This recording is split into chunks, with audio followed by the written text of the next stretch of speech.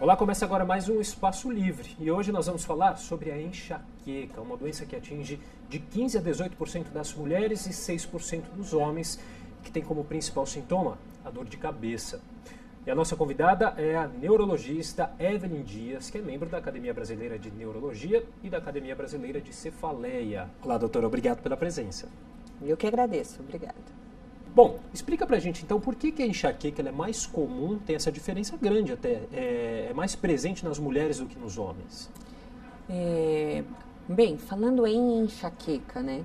Na verdade, quando falamos em dor de cabeça, a enxaqueca, ela é uma das crises, é um dos tipos de dores de cabeça.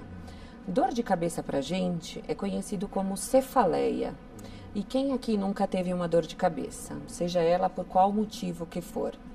Mas sabemos sim que a enxaqueca é um dos tipos de cefaleia, sendo um dos tipos mais comuns na população geral, não só no Brasil como no mundo. E um dos maiores casos dos pacientes nos procurarem em consultórios hoje em dia. E ela é mais comum nas mulheres por alguns motivos. Dentre vários fatores que desencadeiam a enxaqueca, um deles existem as influências hormonais, que são conhecidas nas mulheres, e outras também são seus fatores hereditários, que a gente pode falar um pouco depois disso. Agora, é impressão minha ou parece que a dor de cabeça está cada vez mais frequente na vida das pessoas, seja ela enxaqueca ou não? Não, sem dúvida. Como eu já coloquei, um dos carros-chefes que nós falamos em consultório dos neurologistas é dor de cabeça. Então, é cefaleia. E aí cabe ao neurologista definir qual tipo de cefaleia que culmina que o paciente nos procure. E a enxaqueca, hoje em dia, ela tem tido uma prevalência maior na população por vários fatores. Né? Existe o fator hereditário, porém existe os fatores ambientais, existe estresse, existe vários outros fatores que podem estar envolvidos nisso e na grande procura da população. E doutora, quais são os sintomas clássicos da enxaqueca? Assim, já falando sobre enxaqueca, né, nós neurologistas também podemos usar a palavra migrânia, hoje é muito conhecida, né? A enxaqueca é uma migrânia. E a enxaqueca, os sintomas mais conhecidos, faz que o paciente refere, ela tende a ser uma cefaleia de característica unilateral, né? Pega metade da cabeça. E essa dor de cabeça, ela pode ter início insidioso, começar de uma forma fraca e ir piorando gradativamente a dor. Porém, a enxaqueca real, ela também pode ter alguns sintomas neurológicos, como uma aura, que é aquele paciente que descreve: doutor, eu tenho uma alteração na visão, de repente eu fiquei com embaçamento da minha visão, neste momento eu tive uma indisposição, que são sinais e sintomas já da enxaqueca, seguido de uma dor de cabeça. E essa dor de cabeça enxaquecosa, migranosa, ela tende a durar de 4 horas, porém, uma crise real, ela pode durar até 72 horas de dor. Nossa, muito tempo aí de sofrimento, né? De sofrimento, principalmente quando essas crises, essas dores, são acompanhadas, geralmente, de sinais e sintomas clássicos. Por exemplo, a paciente refere que a luz incomoda, né, que nós chamamos de fotofobia, o barulho incomoda, que é a fonofobia, e essa dor de cabeça também muitas vezes tem uma queixa que o paciente fala, uma ligeira tontura, além da sensação de tontura, náusea, e por muitas vezes o paciente pode evoluir com episódios de vômitos. Essa dor de cabeça ela pode ser fraca e nós mensuramos junto ao paciente a partir do seu tratamento e até mesmo levar uma incapacidade, né? A enxaqueca hoje em dia, A migrânia, ela também é considerada, por vezes, com critérios de incapacidade. O indivíduo, né, o paciente, mais comum nas mulheres do que nos homens, acabam sendo comprometidos tanto com sua vida profissional, porque acaba sendo uma dor incapacitante, quanto sua vida social e outros fatores. Agora, o que causa enxaqueca? Tem algum... É genético? As pessoas já nascem com esse problema ou adquirem no decorrer da vida? Quais são as causas?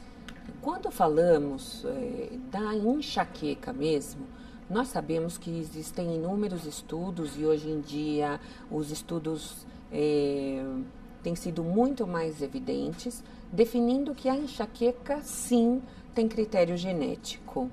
Porém, existe a herança, não só a herança, quanto os critérios do seu hábito de vida.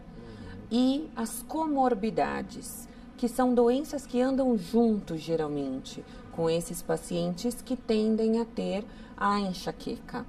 Então, doenças essas que nós podemos comentar, que são muito comuns, que é o estresse, né? Hábitos de vida diária, abusos alimentares, obesidades, então hipertensão, doenças de base que podem andar junto da migrânia, da enxaqueca, e que ela tem que ser abordada de todas as formas. Agora, esses fatores, eles podem desencadear uma enxaqueca ou eles contribuem para que ela piore? Sim, muito bem colocado. Não que eles sejam desencadeadores, eles contribuem para uma piora do paciente que tem predisposição a ter a enxaqueca.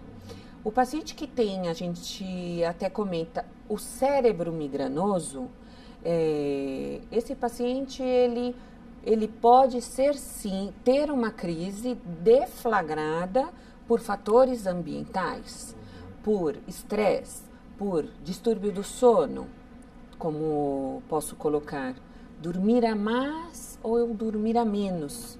Então, o cérebro, ele tem uma predisposição e existem vários fatores neuronais de uma cascata de dor, não só dor, quanto um processo inflamatório cerebral. Quer dizer, tanto dormir pouco como dormir muito também pode ser prejudicial. Tanto dormir pouco quanto dormir muito, para um enxaquecoso real.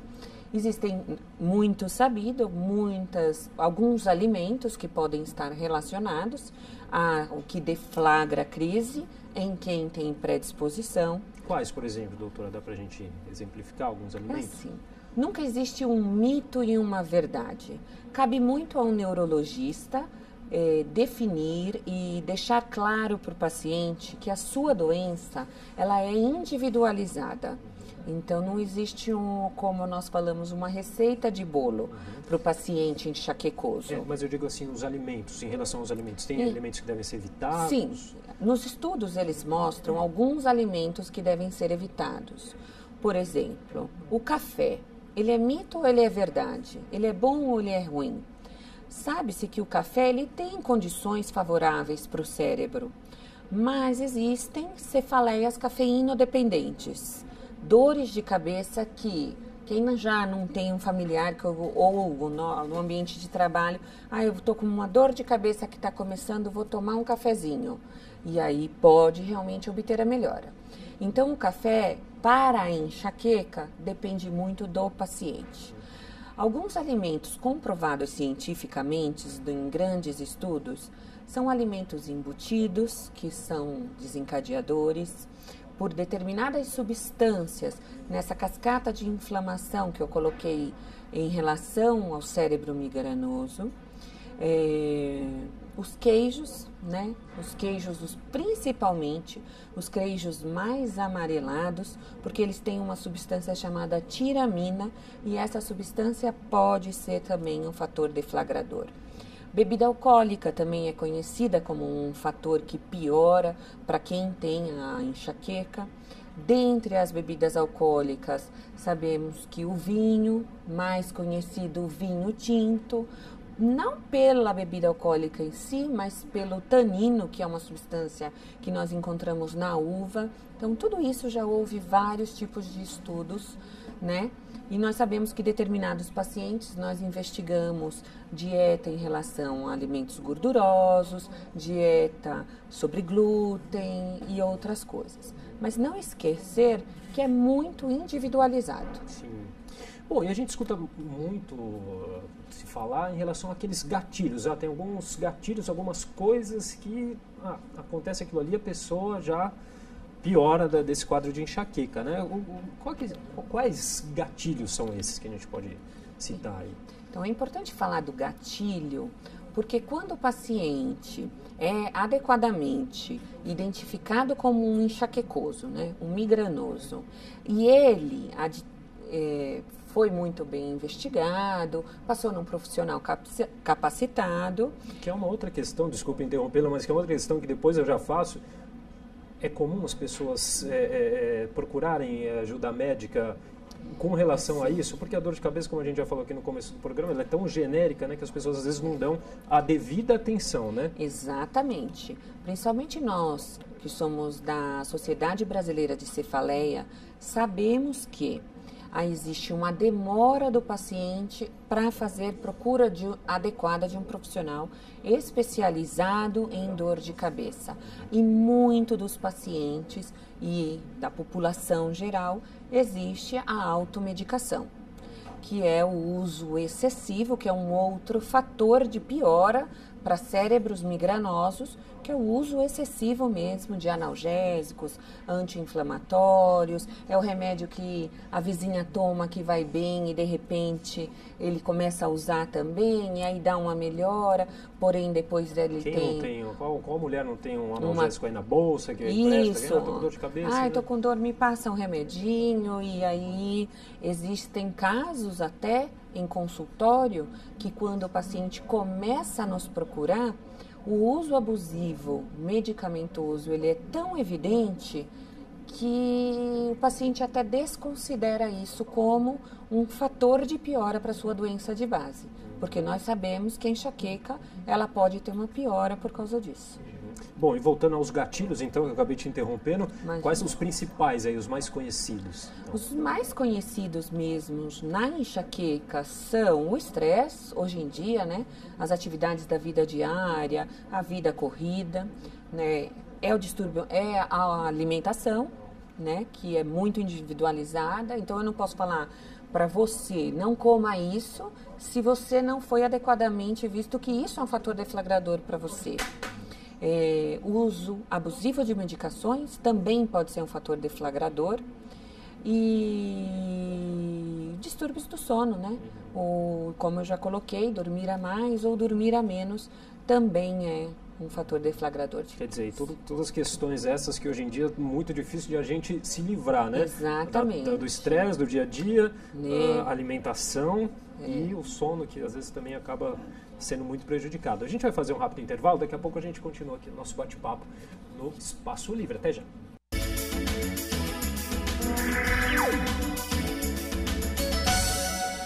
Estamos de volta com o Espaço Livre, hoje falando sobre enxaqueca. E a nossa convidada é a neurologista Evelyn Dias, que é membro da Academia Brasileira de Neurologia e da Academia Brasileira de Cefaleia. Evelyn, vamos falar um pouquinho então agora como que é feito o diagnóstico da enxaqueca. Muito importante, Felipe, porque o diagnóstico da enxaqueca, como nós já colocamos, por ser uma doença muito prevalente, muito comum, ele deve ser feito por um profissional gabaritado e para que faça-se diagnósticos diferenciais. Mas a enxaqueca em si, quando o paciente chega no consultório, ele vira e fala assim: doutor, eu quero saber como que eu vou resolver, eu quero fazer todos os exames que precisam para definir minha enxaqueca. Porém, nós sabemos, e nós trabalhamos muito, que a enxaqueca é um diagnóstico eminentemente clínico. O que isso quer dizer? A história clínica do paciente é muito importante para nós. Como essa dor começou, em que momento da vida ela começou, se existe ou não o fator genético associado, né? Se tem o pai, a mãe já teve dor de cabeça. Através de uma grande anamnese, que é a história médica, em relação ao tipo de dor, como ela se comporta, quais são as comorbidades que esse paciente tem associado. E é muito comum nós, neurologistas, lançarmos mão do que a gente fala para o paciente. Eu preciso de você para que definirmos que tipo de cefaleia você tem. Então, a gente orienta o paciente a fazer um diário da cefaleia. E nesse diário, que é individualizado, ele vai começar a mensurar o tipo de dor, como é essa dor, quanto tempo dura, quais são os fatores, sinais e sintomas associados quando tem a dor, qual foi o fator deflagrador desse tipo de dor de cabeça e o que ela fez dentro disso. Se precisou um repouso, se tomou a medicação orientada. E muitas vezes nós já fazemos isso numa primeira consulta, sim, para podermos definir melhor essa dor de cabeça. A partir daí, existe o exame neurológico, que é fundamental para que, através do exame neurológico, seja visto e descartado que esse paciente tenha algum outro comprometimento. Porque, teoricamente, a enxaqueca não é para dar alteração no exame neurológico. O paciente tem uma enxaqueca, uma migrânia, que essa enxaqueca, muitas vezes, ela pode ser crônica e o seu exame neurológico é normal.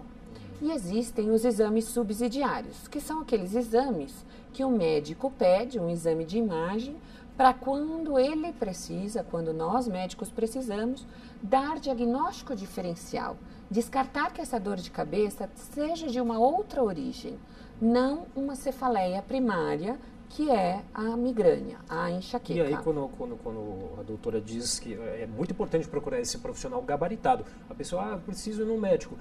É o neurologista que ela precisa procurar para tratar essa questão. Bem, Felipe, nós sabemos que São Paulo, Brasil, nós temos uma grande quantidade. O mais importante é que o paciente não se automedique. Se o paciente já fez uso de 2 ou 3 analgésicos numa semana por dor de cabeça, ele precisa procurar um profissional da saúde, né? Sabemos que clínicos podem definir, mas o neurologista é a pessoa mais adequada para tratar de dor de cabeça. E como que é feito esse tratamento, doutora? Tem a medicação? Que tipo de medicação que é? Assim, por sabermos que a enxaqueca, ela por vezes é multifatorial, hereditária, os fatores dos hábitos de vida do paciente, um desses hábitos de vida que é muito importante a gente colocar, tabagismo tem associação em piora da manifestação de uma enxaqueca real. Na mulher, como nós já colocamos, que é mais comum, nós temos uma tríade, né, que nós colocamos para paciente. Olha, mulher, você que tem enxaqueca, que fuma e usa o anticoncepcional, deve sim procurar um neurologista, por causa de complicações que podem ocorrer devido a esses fatores. Quer dizer, o anticoncepcional, de certa forma, também pode, dentro dessa tríade aí, contribuir para fatores complicadores de uma migrânia, de uma enxaqueca. Sim. Entendi. Bom, tem uma idade que normalmente a enxaqueca aparece, que é mais comum? Olha, acredite se quiser, nós que tratamos muito, temos muita habilidade com isso, nós podemos ter crianças enxaquecosas, crianças que muitas vezes não são, é uma dor de cabeça que nem acaba, o próprio familiar não valoriza muito, né? Porque não, a criança não. Principalmente quando tem um fator hereditário associado, nós sabemos que pode começar desde a infância, na adolescência, no adulto, a menopausa ou pós-menopausa.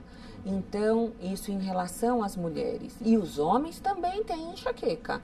Fatores hormonais nas mulheres são mais evidentes, mas os homens em qualquer fase da vida também podem manifestar. E no caso dos homens, quais são esses fatores que causam a enxaqueca? São os mesmos da mulher? Sim. E também o hereditário e os ambientais, os hábitos de vida, são os mesmos fatores. E na mulher, claro, essa questão hormonal, também influencia. Também presente. Bom, tem uma outra questão interessante aqui, que é a toxina botulínica, né, conhecida aí como Botox, que em alguns casos realmente ajuda nessa questão da enxaqueca? Sim. Na enxaqueca, é importante frisar que nós podemos ter a enxaqueca, e a enxaqueca a pessoa pode ter uma crise na vida típica, com aqueles sinais e sintomas que eu coloquei, duração de dor, e ela ser pontual. Ela teve uma dor hoje, depois ela vai ter uma dor dali a 3, 4 meses, sua outra crise. Porém, quando esta crise fica frequente, nós entramos no que chama de enxaqueca crônica. A enxaqueca crônica, sim, hoje em dia, a Academia Brasileira de Neurologia trouxe e no mundo já é usado como uma opção terapêutica a toxina botulínica para profilaxia de dor de cabeça. Então, é um tipo de tratamento, que é o mesmo Botox conhecido na estética, mas na verdade ele é muito usado na neurologia, não só para enxaqueca, mas para outras doenças neurológicas. Como que ele age, doutor? Explica pra gente. A toxina botulínica, como profilático quer dizer aquele remédio que evita que chegue a dor de cabeça. Existem remédios por boca, né, que são muito eficazes, mas sabemos também que os remédios por boca podem ocorrer os efeitos colaterais. E a toxina, dentre os efeitos colaterais, eles são bem menores para o paciente. Quando indicado, a toxina ela tem uma ação quando é uma cascata de dor, quando é uma recorrência de crise. E muitas vezes no consultório eu viro para o paciente e pergunto, qual a frequência da sua dor?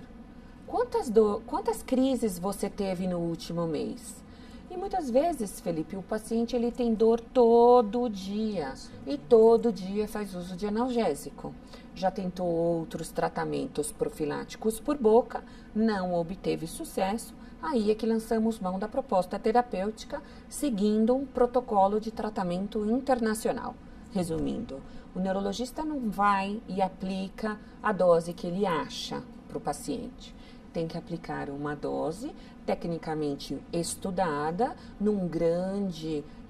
nós seguimos um grande protocolo internacional de tratamento chamado PREEMPT e aplicamos nos pontos e explicamos para o paciente que vai ter uma melhora significativa depois da sua segunda, terceira aplicação.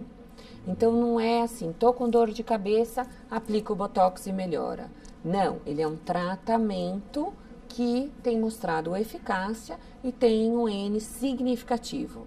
Resumindo, paciente migranoso real, feito o diagnóstico correto e indicado essa terapêutica, nós temos uma melhora evidente, principalmente no que nós consideramos a qualidade de vida do paciente. Porque tratar a enxaqueca é buscar uma boa qualidade de vida. Não deixar a incapacidade, não deixar esse paciente perder o seu dia de trabalho, essa mulher não ter condição de cuidar da sua casa, de seus filhos, sair para trabalhar e tudo isso. É um problema crônico, que não tem cura, Sim, certo? Não tem cura, não tem cura. Porém, ela existe em fases da vida, onde que ela pode obter uma grande melhora quando bem tratada, e são vários fatores que nós temos que orientar, estar próximo ao paciente para poder tratar.